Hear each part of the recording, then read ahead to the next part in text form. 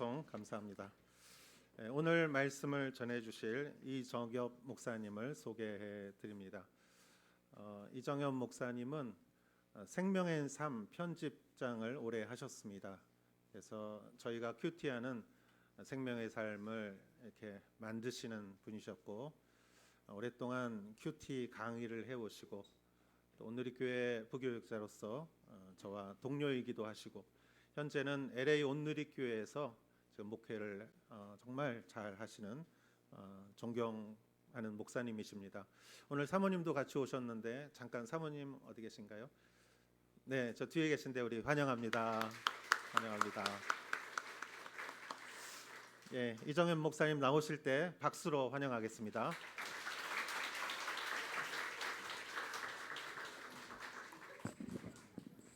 네, 할렐루야. 하지메 마시테.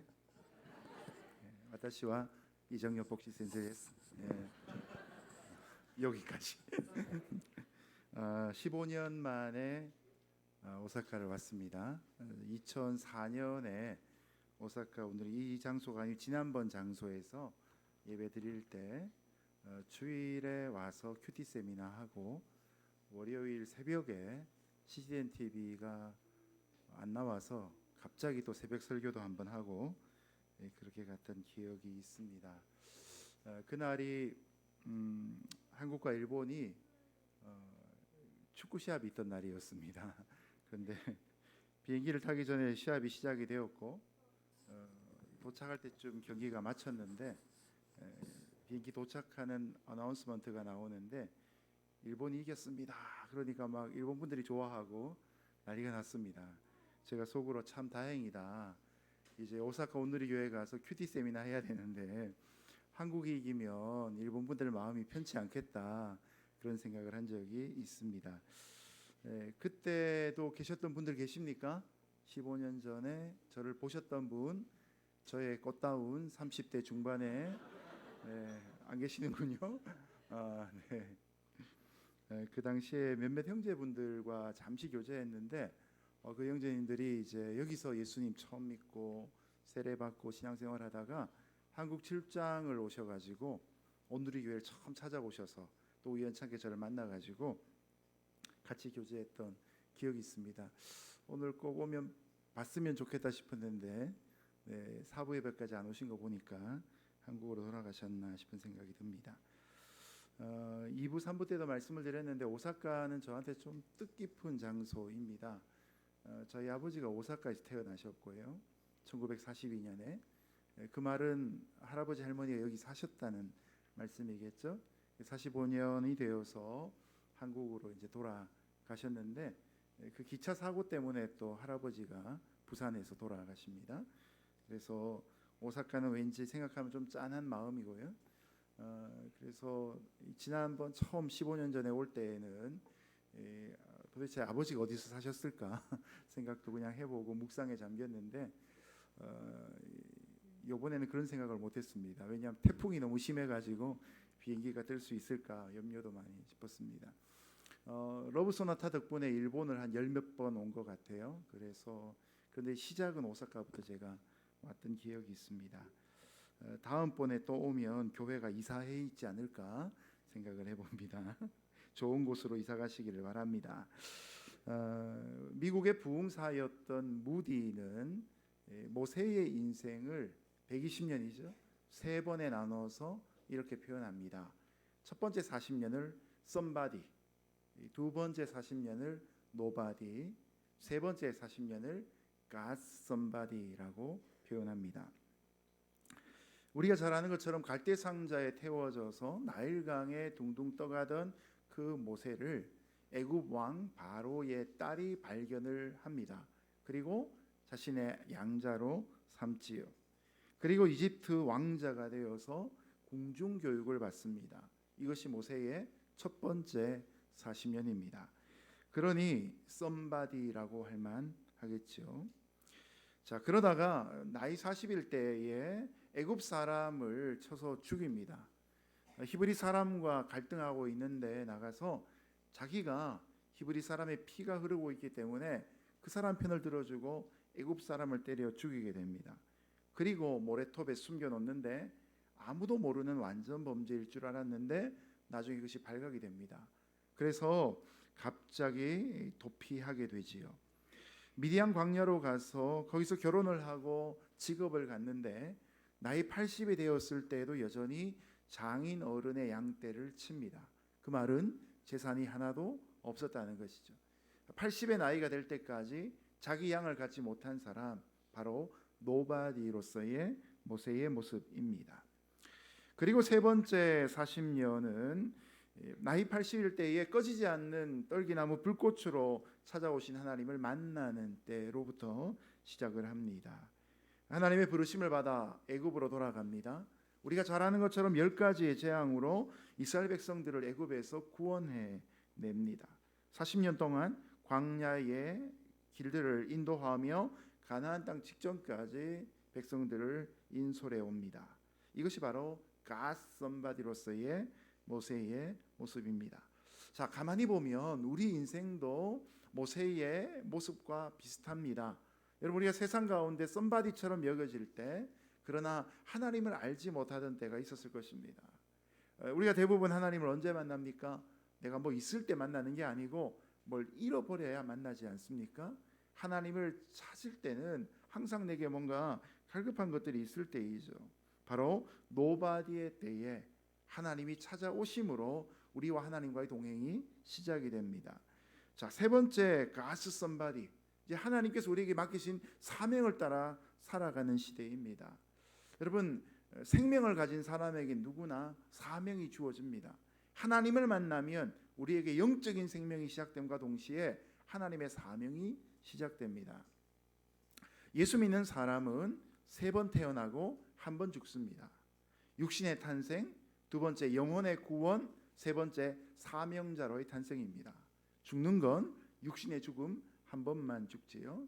반대로 하나님을 모르는 사람은 2번 죽고 1번 태어납니다. 1번 태어나는 건 육신의 탄생이죠. 2번 죽는 것은 육신의 죽음과 영혼의 죽음을 경험하게 되는 것이죠. 자, 오늘 우리가 읽은 이 신명기 34장의 말씀은 모세의 인생의 마지막 사건을 다루는 본문입니다. 동시에 이 신명기 말씀의 마지막 장이기도 하고요, 창출 레민신 모세 오경의 가장 마지막 장이기도 합니다. 우리 한국말 중에 끝이 좋아야 좋은 것이다 라는 말이 있지요. 그리고 전도서 7장 8절에 보면 일의 끝이 시작보다 낫고 라는 말씀도 있습니다. 여러분, 이 끝이 아름다워야 정말 아름다울 수 있는데요, 모세 인생의 마지막 장면에서 아름답게 끝나는 오늘 본문을 통해서 저와 여러분이 함께 은혜를 나누도록 하겠습니다. 자, 먼저 1절부터 6절까지 말씀을 보시면 이 모세의 초라한 죽음이 등장하는데요, 1절부터 3절까지 우리말 성경으로 같이 한번 다시 읽겠습니다. 1절에서 3절입니다. 시작. 모세는 느보산에 올라가 비스가 산 꼭대기로 올라갔습니다. 거기서 여호와께서 그의 온 땅을 보여주시고 또 납달리 온 땅, 유다의 땅, 네게브 지역, 종려나무의 성, 여리고 골짜기에 소알에 이르는 평지를 보여주시고. 아멘. 모세가 모압 평지에서 느보산으로 올라갑니다. 저도 3년 전에 이 이스라엘과 요르단 성지순례를 저희 교인들과 같이 다녀온 적이 있는데요, 이 느보산이란 것은 오늘날 요르단, 졸단에 해당되어지는 그런 지역입니다. 그곳에 올라가 보면 밑에 요르단 강이 흘러가고요, 그 너머에 우리가 알고 있는 이스라엘 땅이 있습니다. 지형이 높고 앞에 막힌 것이 없기 때문에 우리가 흔히 얘기하는 이 팔레스타인 땅이 한눈에 들어옵니다. 자, 그곳에 모세를 세우시고 하나님은 길르앗에서 단까지, 아마도 이 이스라엘의 지형의 북쪽 지방을 의미하는 것일 겁니다. 그리고 납달리 온 땅, 에브라임과 므낫세 영토, 서쪽 바다에 이르는 유다의 온 땅, 이스라엘 땅의 서쪽 영역을 말하는 것이죠. 그리고 3절에 보면 네게브 지역과 종려나무의 성 여리고 골짜기를 보여주시며, 네게브란 말 자체가 남쪽, 미남이라는 의미를 갖고 있습니다. 그 느보산에 올라가 이스라엘 백성들이 들어가야 될 그 땅에 동서남북을 일시에 보게 하시는 것입니다. 드디어 모세 입장에서는 출애굽의 사명을 완수하고 이제는 하나님이 맡기신 사명을 끝내야 되는 그런 시점입니다. 여러분, 우리가 어떤 사명을 받고 그것을 완수할 때 무엇을 기대합니까? 이것을 완수했기 때문에 칭찬받을 것을 기대하지 않습니까? 이 광야 40년 동안 이스라엘 백성들을 이끌어낸 주역이었던 모세에게 이제 하나님의 보상 내지는 포상이 주어져야만 되는 중요한 시점을 맞이하고 있습니다. 자, 그런데 모세의 입장에서 좀 억울한 일이 두 가지가 발생합니다. 자, 4절에서 6절까지 말씀 계속해서 같이 읽습니다. 시작. 여호와께서 그에게 말씀하셨습니다. 이 땅은 내가 아브라함과 이삭과 야곱에게 맹세 그 자손들에게 주겠다고 약속한 땅이다. 내가 내 눈으로 보도록 했으나 너는 강 건너 그 땅으로 들어가지는 못할 것이다. 그러자 여호와의 종 모세는 여호와께서 말씀하신 대로 거기 모압 땅에서 죽어 모압 땅 벳볼 반대편 골짜기에 묻혔습니다. 그러나 지금은 그의 무덤이 어디에 있는지 아무도 알지 못합니다. 아멘. 첫 번째로 모세 입장에서 억울한 것은 모세는 가나안 땅에 들어갈 수가 없다라는 것입니다. 200만 명이 넘는 이스라엘 백성들이 이제 가나안 땅을 들어가는데 모세 혼자만 제외가 되었다는 것이죠. 하나님이 아브라함과 이삭과 야곱에게 맹세하시고 그 후손에게 주기로 한 그 땅을 모세의 눈으로 목격하게 하십니다. 그런데 들어갈 수 없다는 것이죠. 여기에는 성경적인 이유가 있습니다. 앞서 일어난 사건 중에 민수기 20장에 보면 하나님이 물을 달라고 요청하는 이스라엘 백성들에게, 요청보다는 요구가 좀 더 적합한 표현 같습니다. 물을 달라고 요구하는 이스라엘 백성들을 향하여서 모세에게 명령하십니다. 여기 있는 반석을 명하여 물을 내게 하여라. 근데 여러분, 모세가 그때 혈기가 확 올라와 가지고 백성들이 미워서 손에 들고 있는 지팡이로 그 반석을 2번 두드려서 물을 내게 합니다. 여러분, 99%의 순종은 순종입니까? 불순종입니까? 99%의 순종은 그 나머지 1% 때문에 불순종이 될 수밖에 없습니다. 100%의 순종만 진정한 의미의 순종이 될 수가 있는 것이죠. 모세가 하나님이 물을 내라라고 했을 때 물을 내는 일들의 쓰임을 받지만 그러나 하나님의 말씀을 온전히 오롯이 따라가지는 못했던 것이지요. 결국 이 일로 인해서 하나님은 진노하시고 모세에게 이렇게 말씀하십니다. 민수기 20장 12절인데요. 너희가 나를 믿지 아니하고 이스라엘 자손의 목전에서 내 거룩함을 나타내지 아니하는 고로 너희는 가나안에 들어가지 못한다. 모세와 그 형인 아론을 향하여 주셨던 말씀입니다. 우리는 대부분 하나님의 뜻에 따라 순종하며 잘 살아가고 있다고 믿습니다. 그런데 정말 순종과 불순종의 입장은 하나님의 기준에서 판단하셔야 하는 것이죠. 저희 큰아이가 이제는 대학교 4학년인데요. 국민학교 1학년, 초등학교 1학년 시절에 이 언덕 높은 집에서 살았습니다. 그 언덕 밑으로 쭉 내려가면 성신여자대학교가 있고 그 로타리에 슈퍼마켓이 하나 있었습니다. 3살, 2살 터울로 두 동생이 있었는데 저희 큰아이에게 가끔씩 이렇게 돈을 줘서 과자를 사오라고 그렇게 심부름을 시킵니다. 그러면 아이가 돈 3,000원을 뭐 예를 들어 3,000원 받았다 그러면 그 3,000원 받고 너무 기분 좋아가지고 쫓아내려갑니다. 여러분, 만화 같은 데 보면 애들이 팽 하고 쫓아가면 발이 안 보이는 표현 있잖아요. 그렇게 막 쫓아내려가는 거예요.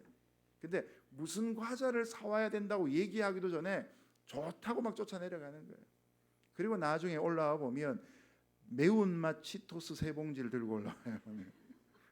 뭐 신당동 떡볶이란 뭐 그런 과자, 이런 종류, 이 갓난아이가 잘 먹을 수 없는, 아주 갓난아이 아니지만 그래도 이 5살 어린 막내 여동생이 먹기에 좀 어려운 그런 과자를 갖고 와요. 자기 딴에는 막 잘했다 그러는데 아빠 입장에서 보면 영 탐탁지가 않는 순간이 바로 그런 것이죠.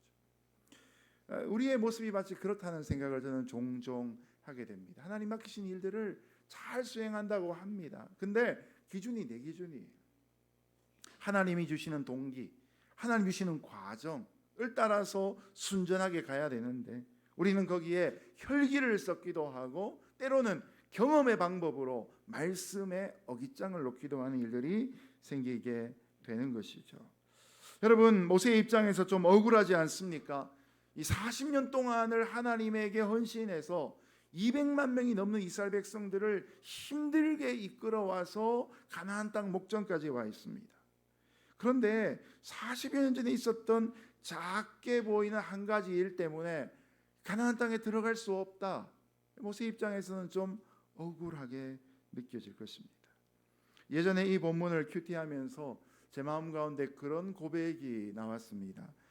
제가 만약 모세라면 하나님 좀 봐주세요. 한 번만 좀 봐주시고 제가 가나안 땅에 들어가서 딱 일주일만 살게 해주십시오. 그런 마음이 막 절로 일어나더라고요.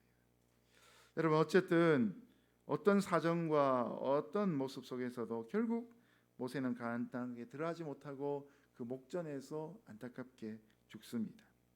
두 번째로 모세 입장에서 억울한 것은 모세가 죽고 난 다음에 모세의 장례식이 30일 동안 진행됩니다. 그런데 이후에 모세의 무덤이 어디에 있는지 아무도 알 수 없다고 기록하고 있습니다. 모세는 벳볼 맞은편 모압 땅에 있는 골짜기에서 장사 지내집니다. 하나님의 종이었던 모세라도 다른 인생들과 같이 생을 마감하는 것은 결코 예외가 될 수 없습니다. 그런데 모세가 죽은 곳, 장사 지낸 곳을 아는 이가 없다는 것이 문제입니다. 모세가 처음 40년을 이집트에서 살지 않았겠습니까? 그에게 있어서 피라미드는 어쩌면 동네 놀이터와 같았을 것입니다. 이 피라미드가 그 당시 바로들의 무덤 아니었습니까? 바로가 즉위를 하면 그가 묻힐 무덤인 그 피라미드를 함께 짓기 시작하지요. 적어도 무덤은 피라미드 정도는 되어야 된다. 이것이 모세의 기준이었을 것입니다. 그런데 그런 곳에서 초반 40년을 살았던 모세의 생애가 끝나고 난 다음 그의 무덤은 초라하게 비석 하나도 없는 평토장되어진 무덤이 되어버리고 마는 것이죠. 모세를 기억하고 사람들이 돌아와 그를 기념할 수 있는 그런 기회조차도 없게 되어진 것입니다. 여러분, 요셉이란 사람이 이제 창세기의 마지막에 등장하죠. 요셉의 죽음만 봐도 이 모세의 죽음과 너무나 대조적입니다. 창세기 50장에 보면 요셉이 죽으면서 유언을 남깁니다. 내가 지금 죽어 이 애굽 땅에 장사 지내지만 나중에 너희가 출애굽을 하게 될 때에는 나의 해골을 들고 나가라. 그리고 내가 원래 살던 가나안 땅에다가 나의 무덤을 만들어 달라. 여러분, 여기에 400년 가까운 시간이 흘러갔음에도 불구하고 이스라엘 백성들은 그 요셉의 유언을 기억합니다. 그리고 이 출애굽기 13장에 보면 출애굽하는 그 바쁜 와중에도 요셉의 해골을 짊어지고 가나안 땅을 향해 나아갑니다. 이 광야의 인생이 어지럽고 힘들다 그래서 중간에 요셉의 해골 버리지 않습니다. 끝까지 갖고 가서 가나안 땅에 무덤을 만듭니다. 여러분, 이런 것에 비하면 이 모세의 죽음은 너무나 초라한 죽음이고 많은 사람 앞에 잊혀져 있는 죽음이 아니겠습니까? 여기에서 우리는 왜 이렇게 하나님이 하셔야만 했는가를 상상해 볼 필요가 있습니다. 성경은 이것에 대해서 분명한 말씀을 하는 것은 아닙니다. 그러나 계시 의존적 사색 내지는 거룩한 상상력으로 본문 안으로 들어갈 필요가 있는 것이죠. 자, 여러분, 만약에 모세가 가나안 땅까지 들어갔다. 그리고 거기서 얼마간의 삶을 살다가 죽었다. 그럼 예측되어지는 결과가 무엇이겠습니까? 아마도 이스라엘 백성들은 이 홍해를 가르고 광야를 지나오게 하고 이 요단강을 마른 땅으로 밟고 건너가는 이 모든 일들의 지도자였던 이 모세를 결코 잊지 못할 것입니다. 가나안 땅 들어가서도 여전히 그들은 하나님을 믿기보다는 모세를 더 믿었을 것입니다. 그런 모세가 죽고 난 다음에 그의 무덤을 그들 중에 만들었다면 그들에게 있는 성전보다도 오히려 모세의 무덤을 찾아가서 제사하고 예배하는 일이 있지 않았겠습니까? 여러분, 언제든지 눈에 보이는 우상을 섬긴 일들에 익숙한 이스라엘 백성들과 우리에게는 이런 일들이 너무나 당연하게 예상되어지는 모습이 되는 것이죠. 그래서 하나님은 애누리 하나도 없는 것처럼 이 모세의 인생을 가나안 땅 직전까지만 허락하시고 그에게는 흔적도 자취도 남기지 않는 모습으로 보게 하셨던 것이죠. 지금도 예루살렘에 가면 예수님의 무덤이라고 추정되어지는 곳이 세 군데가 있습니다. 여러분, 거기에 가서 특별한 예배를 드리는 분들이 있습니다. 예수님이 또 세례받았다고 지명되어 있는 곳이 있습니다. 저희도 얼마 전에 성지순례를 갔는데 우리 권사님 중에 몇 분이 그곳에서 세례를 다시 베풀어 달라고 저한테 간곡히 부탁을 하셨습니다. 제가 그래서 농담으로 권사님은 제 세례파입니까? 질문을 드렸습니다. 제 세례파는 옛날에 받은 세례가 잘못되었다고 나중에 다시 받는 그런 교단을 향해 붙여진 이름입니다. 분명히 예수님이 세례받았던 그때의 그 물은 2000년이 지나서 흘러가고 이제는 그곳에 있지 않습니다. 예수님이 세례받은 정확한 장소도 지금 특정해서 말할 수가 없습니다. 근데 우리 마음속에 그 권사님뿐만 아니라 제 마음속에도 왠지 그곳에 가면 좀 더 특별해질 것 같은 그런 느낌 같지 않습니까? 그러니 모세의 죽음 이후에 모세의 무덤과 모세가 살아있는 동안 하나님 대신 모세를 의지하였던 그런 기대들은 우리가 당연하게 해볼 수가 있는 것이죠. 그래서 성경에 보면 이런 모세의 이 죽음은 인간의 역사 속에서 가장 신비로운 죽음 중에 하나입니다. 그리고 흔적과 자취를 다 정돈해 놓은 모습으로 나타납니다. 자, 우리의 인생이 마치 이런 모세와 같이 된다 그러면 좀 쓸쓸하지 않겠습니까? 열심히 살아야 될 이유가 과연 어디 있을까? 아무것도 남는 것이 없네 라고 생각해 볼 수가 있습니다. 그런데 우리에게 남겨진 본문인 7절부터 12절까지의 말씀을 보시면 하나님이 모세를 위해 남기게 하신 세 가지가 등장합니다. 자, 첫 번째를 보겠습니다. 7절 말씀 같이 읽겠습니다. 시작. 모세가 죽을 때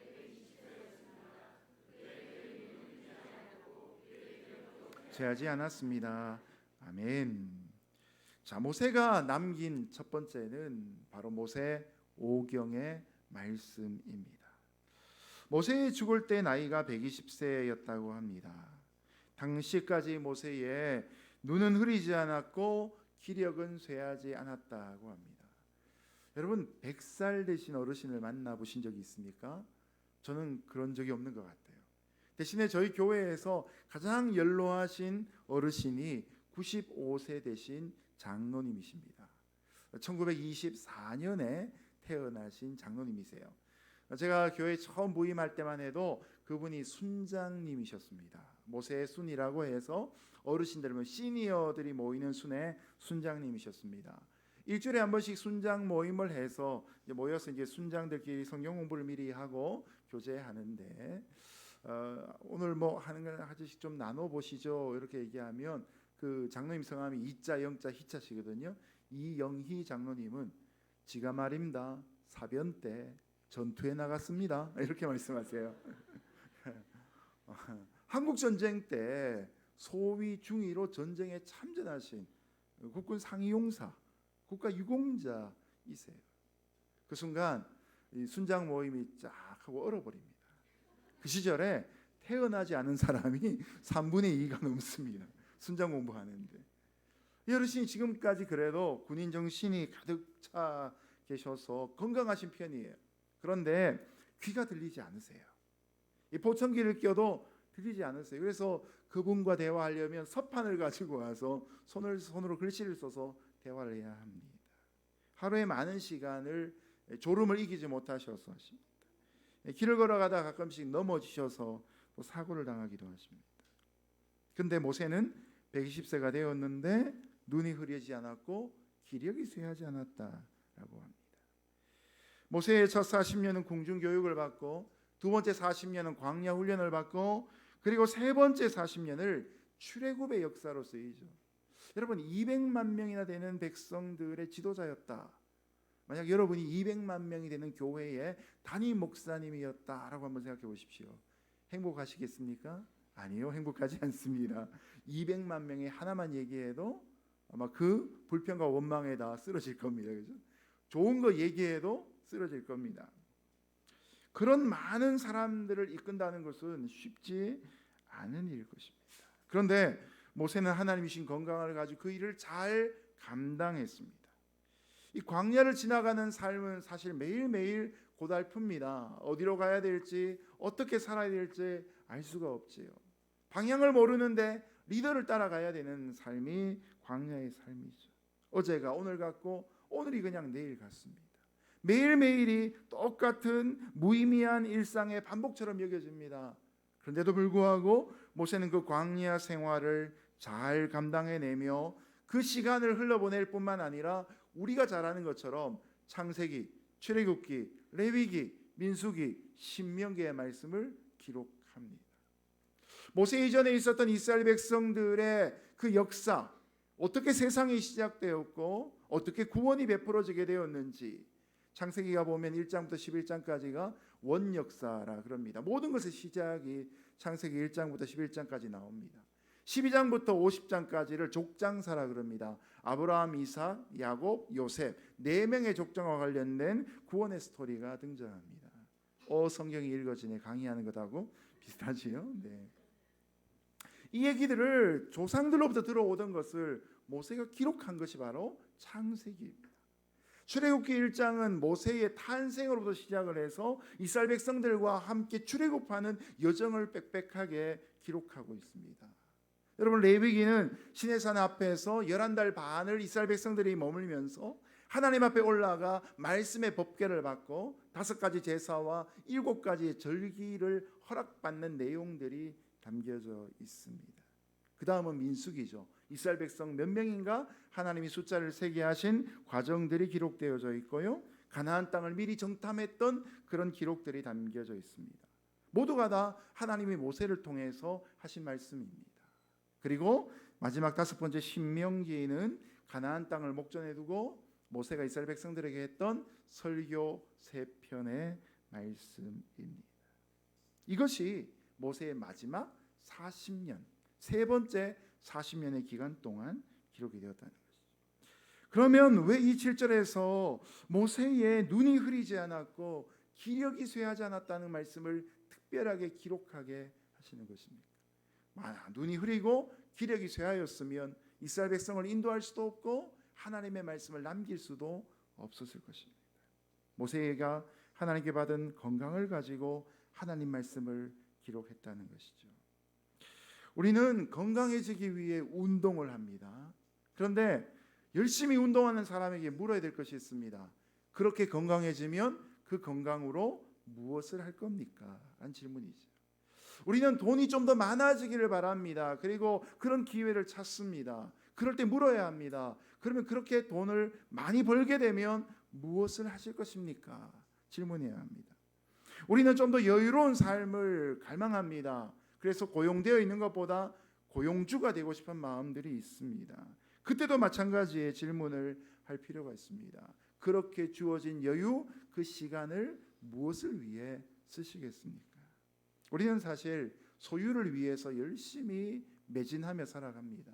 그러나 더 중요한 것은 그런 누리는 시간과 건강과 물질로 무엇을 할 것인가가 하나님 앞에서 들어야 될 중요한 질문이 되는 것이죠. 모세는 허락받은 건강 가운데 이스라엘 백성을 인도하고 하나님의 말씀을 남겼습니다. 모세가 살아갔던 그 삶이 역사가 되었고 이야기가 됩니다. 그와 이스라엘 백성들과 함께 살았던 광야의 스토리가 그것이 이스라엘의 역사일 뿐만 아니라 하나님의 말씀이 되기도 했다는 것이죠. 우리가 오늘 평범하게 보낸 것 같은 그런 일상 가운데서도 하나님의 영이 함께 하시면 그것이 천국의 스토리가 될 수 있는 줄로 믿습니다. 사도행전 29장을 쓴다는 의미가 바로 거기에 있는 것이죠. 여러분, 그런 목적으로 하나님 앞에 시간을 구하고 물질을 구하고 건강을 구하고 무엇보다 성령 충만을 구할 수 있기를 예수님 이름으로 축복합니다. 두 번째로 8절과 9절의 말씀 같이 읽습니다. 시작. 이스라엘 백성들은 모세를 위해 애곡과 통곡의 기간이 끝날 때까지 계속했습니다. 모세가 눈의 아들 여호수아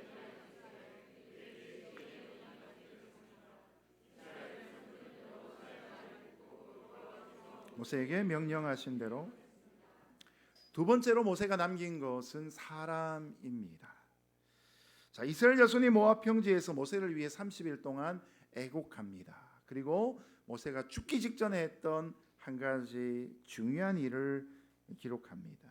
바로 눈의 아들 여호수아, 모세의 후계자에게 안수한 것입니다. 구약 성경에서 안수라는 것은 이 직분의 위임을 의미합니다. 이제 새로운 타이틀을 갖게 되었다는 것이죠. 두 번째는 성령의 충만을 의미합니다. 그런데 여호수아는 이 안수를 받기 전에도 하나님의 영이 거하던 사람이었습니다. 모세와 함께 시내산에 올라갔었고 모세가 회막 안에 들어갔을 때 여호수아는 그 앞을 지켰던 사람입니다. 그런데 그런 여호수아가 안수를 받은 후에는 더욱더 성령이 충만해집니다. 그런 여호수아를 향해 이스라엘 백성들은 모세에게 순종했던 대로 여호수아의 말에도 순종합니다. 여러분, 모세가 사람을 남기지 않았다면 일은 이루어질 수가 없는 일이죠. 선교에는 두 가지 차원이 있습니다. 하나는 수평적 선교입니다. 예전에 하영조 목사님이 살아계실 때 일본을 향해 마음이 특심하셨죠. 일본에 와서 사시면서 일본 사람들의 문화를 배우시면서 일본 사람들은 모든 걸 다 가졌다. 예수님만 빼고 모든 걸 다 가졌다. 일본 사람들은 예수님만 알면 너무너무 행복해지겠다. 그래서 러브 소나타라는 행사가 시작이 된 것입니다. 하 목사님 입장에서는 일본이 땅끝이었던 것입니다. 수평적 선교는 그와 같이 땅끝을 향해 계속 나아가는 것입니다. 사도행전 28장에 나오는 그 말씀처럼 땅끝을 찾아가고 말씀을 가르치고 제자를 삼고 세례를 베푸는 이 일들을 통해 지금도 수평적 선교는 계속되어야 합니다. 그런데 또 한 가지 중요한 선교가 있습니다. 바로 수직적인 선교입니다. 세대를 건너가는 선교가 이 시대에 필요합니다. 수평적 선교는 수많은 헌신자들이 있어서 가능하지만 이 수직적 선교에 대해서는 중요함에도 불구하고 그 중요성을 잘 인식하지 못하는 경우가 너무나 많습니다.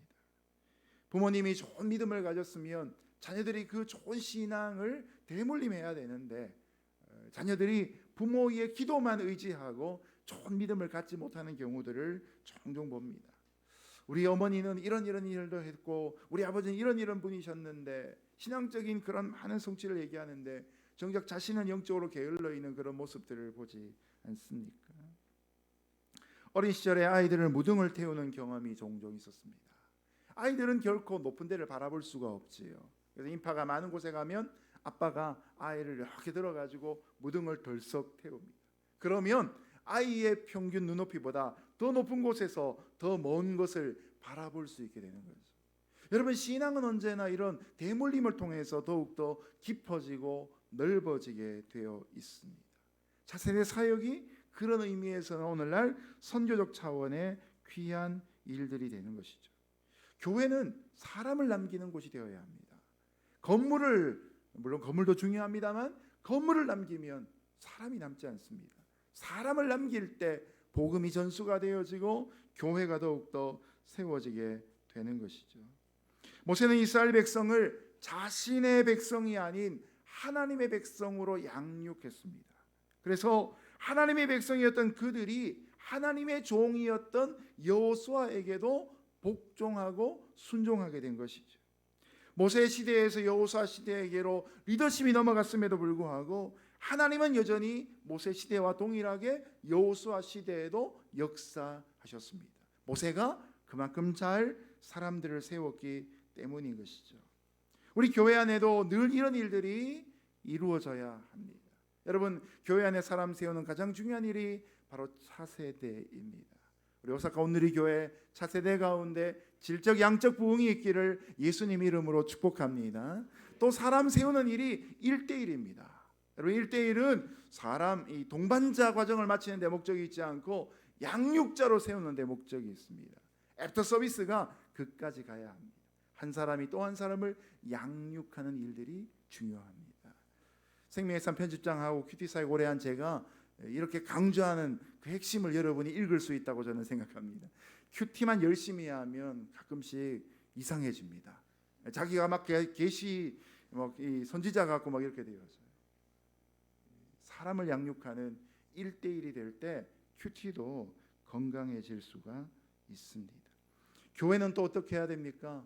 교회는 교회를 낳아야 합니다. 계속해서 교회는 교회를 낳고, 그래서 한 도시에 교회 하나 생기는 것이 바로 하나님 나라를 이루어가는 과정이 되는 것이죠. 그런 사람을 남기고 교회를 남기는 귀한 사역하시기를 예수님 이름으로 축복합니다. 마지막 세 번째로 10절부터 12절 같이 읽겠습니다. 시작. 그 이후로 이스라엘에는 모세와 같은 예언자가 모세는 여호와께서 얼굴을 대면해 하시고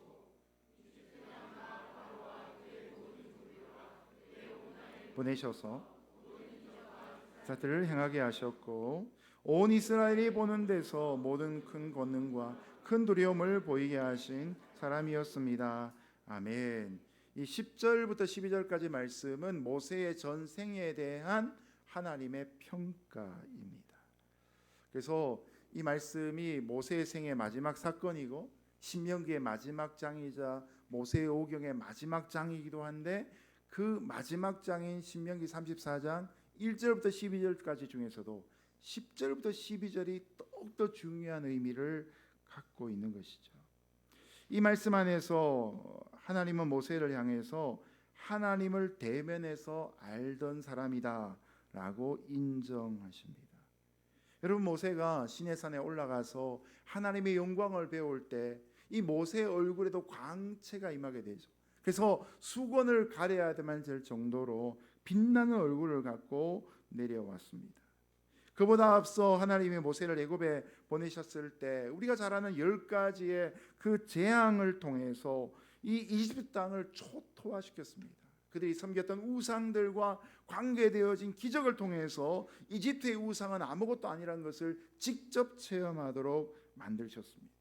그들이 그처럼 섬겼던 나일강이 핏물로 변화되는 걸 보면서 하나님이 얼마나 대단한 분이신가, 그 권능과 두려움을 끼치는 일을 하셨습니다. 그래서 온 이집트 사람과 이스라엘 사람들이 보는 눈앞에서 여호와 하나님은 우리 하나님이시다라는 것을 강조하게 된 것이죠. 그래서 10절 말씀에 보면 이런 모세를 향해 일컫기를 이스라엘에는 모세와 같은 예언자가 일어나지 않았습니다 라고 말합니다. 이 모세가 바로 선지자이고 예언자였다. 능력 있는 선지자, 이스라엘 백성 중에 최고의 선지자였다라는 것을 강조하고 있죠. 그런데 여러분, 이 말씀은 아니지만 신명기 18장 15절에 보면 모세가 하는 말씀이 이렇게 되어 있습니다. 내 하나님 여호와께서 너희 가운데 내 형제 중에서 너를 위하여 나와 같은 선지자 하나를 일으키시리니 너희는 그의 말을 들을지니라. 원래 선지자란 말은 예언하는 사람이란 말 뜻이죠. 모세가 이스라엘 백성을 향해 예언하는 말이 뭡니까? 나와 같은 선지자 하나를 너희 가운데 하나님이 일으키실 것이다. 단기간으로 보자면 그 나와 같은 선지자가 여호수아가 될 것 같은데, 장기간으로 보면 나와 같은 선지자는 여호수아가 아니라 바로 예수님을 의미하는 것입니다. 구약의 선지자였던 모세는 신약에 오실 그 예수 그리스도를 미리 내다보는 믿음을 가진 사람이었다는 것이죠. 그것을 예언하는 사람이었다는 사실입니다. 모세가 이스라엘 백성을 이집트 땅에서 10가지 재앙으로, 그리고 어린 양의 피로써 좌우 임방과 문설주에 바르고 죽음의 천사가 넘어가도록 만든 구원의 주인공이라면, 예수님은 더 크게 우리를 흑암의 권세 가운데 있을 그때 찾아오셔서 십자가에서 흘린 보혈의 피로 우리를 구원하신 분이십니다. 모세는 이집트에 있던 이스라엘 백성들과 또 몇몇 이방인들을 구원한 사람이라면 예수님은 이 땅에 있는 모든 인류를 위해 오신 하나님의 어린 양이 되시는 것이죠. 모세와 비교할 수 없는 어마어마한 일들이 바로 이 예수님이 행하신 일들이었습니다. 여러분, 그것을 뒤집어 놓고 보면 어떻게 됩니까? 모세의 생애는 이 땅에 오실 예수님의 그림자와 같은 삶이었다는 것이죠. 본체가 있는 그 삶에 모세가 그림자의 역할을 감당했던 것입니다. 여러분, 물론 모세가 이 이집트에서 이스라엘 백성을 구원한 일이 어마어마한 큰 일입니다. 40년 동안 그들을 모든 불평과 원망을 다 감당해내면서 리더십을 가지고 이끌어내었던 것도 대단한 일들입니다. 수많은 전투 가운데 승리한 것도 대단한 일들입니다. 그런데 하나님이 신명기 말씀 마지막에서 가장 강조하는 것이 무엇입니까? 모세는 예수님과 같은 선지자였다. 바로 모세에게 예수님의 모습이 있다는 사실이죠. 여러분, 이것이 우리 인생 속에 가장 소중한 것입니다. 어마어마하게 큰 일을 한다 할지라도 우리가 예수님 닮지 않으면 하나님하고 무슨 상관이 있겠습니까? 하나님 나라에는 큰 그릇도 필요하고 작은 그릇도 필요합니다. 근데 크기에 관계없이 하나님 나라에 쓰일 수 있는 가장 중요한 그릇의 기준이 무엇입니까? 그것은 깨끗한 그릇입니다. 주인을 닮은 그릇이 필요한 것이죠. 모세의 생애 전체가 이 땅에 오신 예수 그리스도, 그리고 이 땅에 다시 오실 예수 그리스도의 예표로서의 삶을 잘 보여주고 있다는 것이죠. 사람의 존경과 칭찬보다 더욱더 중요한 것은 하나님의 평가입니다. 우리가 천국 가서 하나님 앞에 설 때에 네가 세상에서 돈 얼마 벌었느냐? 네가 학위를 해서 얼마나 많은 발명을 하고 얼마나 많은 정치인으로서의 표를 얻었느냐? 하나님 그런 거 안 물어보실 것 같습니다. 하나님 물어보실 가장 중요한 질문이 뭡니까? 너는 나를 얼마나 닮았느냐를 물으실 것입니다. 하나님을 사랑하고 이웃을 사랑하라고 말씀하신 그 10계명의 그 근본 정신을 우리가 얼마나 실천하고 살아가는가를 하나님이 물어보실 것입니다. 우리의 남겨진 생애가 각각 다르다 할지라도 우리의 그 삶을 통해서 예수님의 삶을 한 부분이라도 더 담고 드러낼 수 있다면 그것이 우리 인생의 가장 큰 영광이 될 줄로 믿습니다. 오늘도 그런 예수님 닮기 위해 애쓰고 수고하는 저와 여러분 되시기를 주님의 이름으로 축복합니다. 말씀을 맺겠습니다. 자, 사단의 역사는 시작은 의리의리한데 끝은 초라합니다. 반대로 하나님의 역사는 욥기에 있는 말씀처럼 시작은 미약하여도 나중은 심히 창대합니다.